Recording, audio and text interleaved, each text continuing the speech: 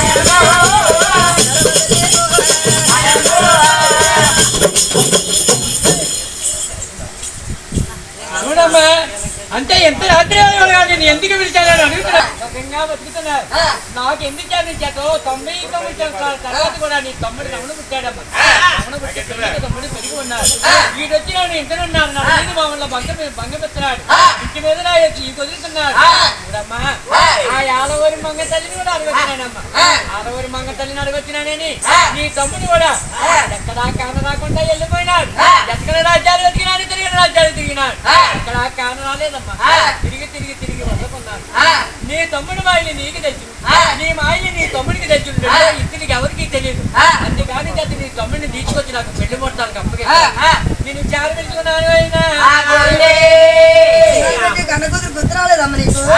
కన్న కూతురు ఎందుకు గుర్తురాలేదమ్మా ఏ వేళ ఏ పొద్దు కూడా నీ బొట్టు పెట్టుకుంటా నేను ఏ పని కూడా చేయలేదు.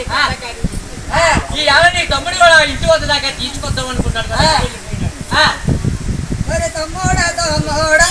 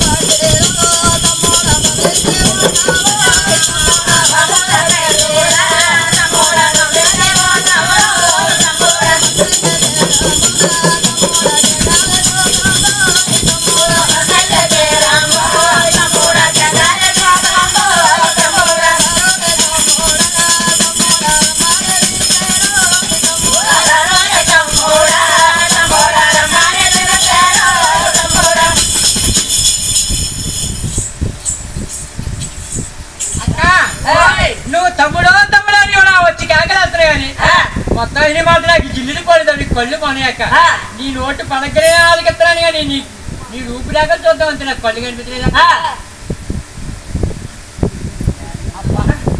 అక్క. బాగా అనిపెడుతున్నాయి నీ కళ్ళు మీద నా కళ్ళు బాగా పడుతున్నాయి. ఏటక్క ఇవన్నీ చేంబర్లో ఉన్నాయి.